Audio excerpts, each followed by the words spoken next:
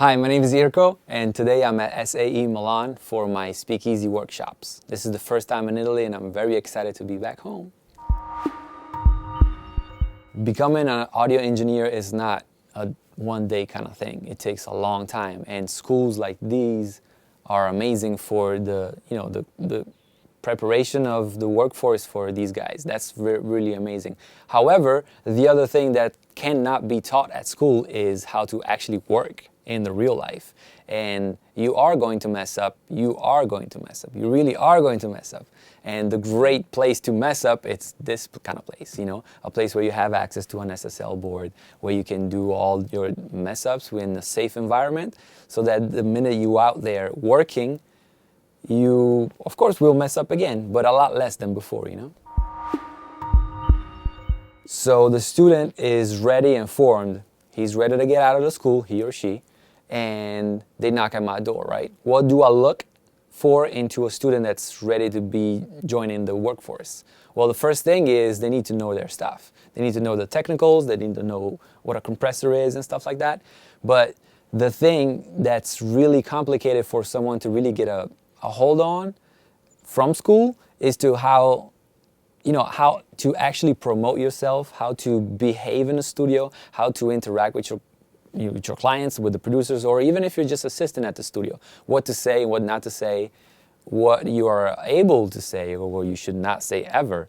That's very complicated. But of course, when you get out from a school, you might know all these things, but having the ability of learning from professionals is going to come in time, of course. The first thing that you need to know is you need to be awake. You need to be at the studio ready to learn. You need to be a sponge on your SpongeBob game, I guess.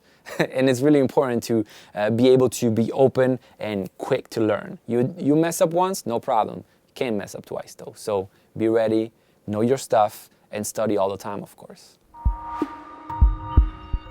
It's 2014, and it's no strange thing to have sessions that are spread around all the world. I've done sessions where I was in a continent and the artist was in another one and the producer was in another one.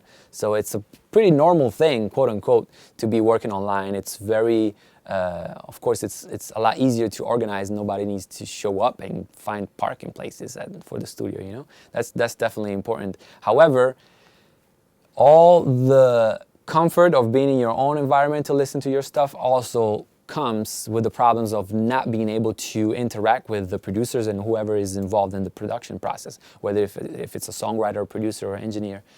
So, chatting online, of course, completely removes the non-verbal communication that it's so crucial to understand the needs of your clients.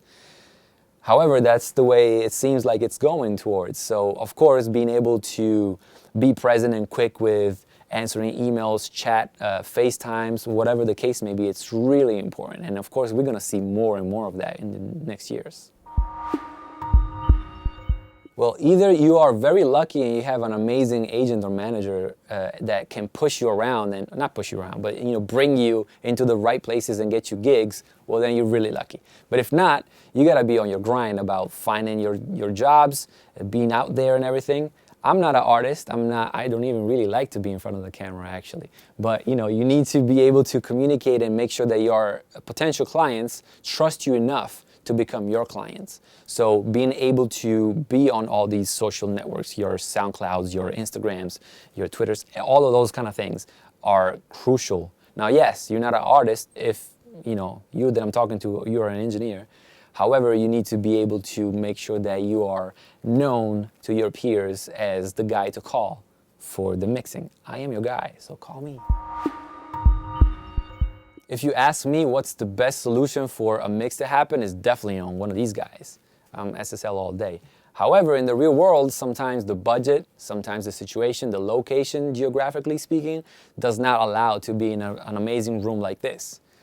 So what do? Well, I always say that it's the man that creates the product. So of course the tools help, no doubt, and they're very important. However, it's the person that's making the tools. There's this word in the dialect of the area where I'm from in Italy that says soramanego, which means what's above the handle, it's what's really important. Now, of course, the tool helps, but it's what's above the handle that's running the whole show.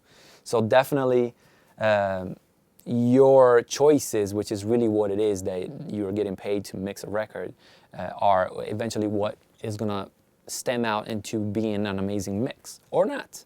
However, I gotta say that the one thing that's really, really important, which is what I'm always looking for into the studio of my choice for the whatever session that we're talking about, is the acoustics of the room. So to me, the acoustics of the room for a mixer is the number one thing that I look into a studio. More than what board they have, more of what outboard or plugins or Pro Tools rig they have.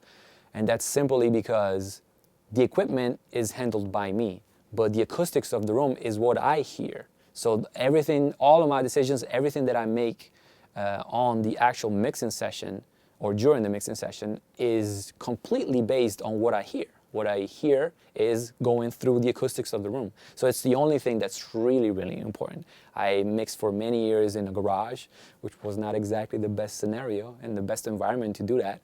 However, I made it work. That doesn't mean it was a good place to be for doing what I do. So nowadays, if I can't choose to be in an amazing place like this, well, hey, I can live down there. The producer hires me, right? That's most of the times what's happening. However, my boss is the song. What does that mean? That means that everything that I do is eventually directed to the good of the song. So if the producer is pushing or trying to push the mix in a direction that's going to be negative for the outcome of the song, I'm going to try to steer it away. Unless that is what's requested or that's a change of mind of the producer. So that's when I always say that communication is absolutely key in these kind of things. The communication needs to be very fluent, it needs to be very open, and I need to be able to understand what the guy means even if he's not saying it. You know, even the body language, the non-verbal communication is so important. So that's really important. And then not to mention all the technicalities that needs to be talked with the assistants of the studio managers or whatever.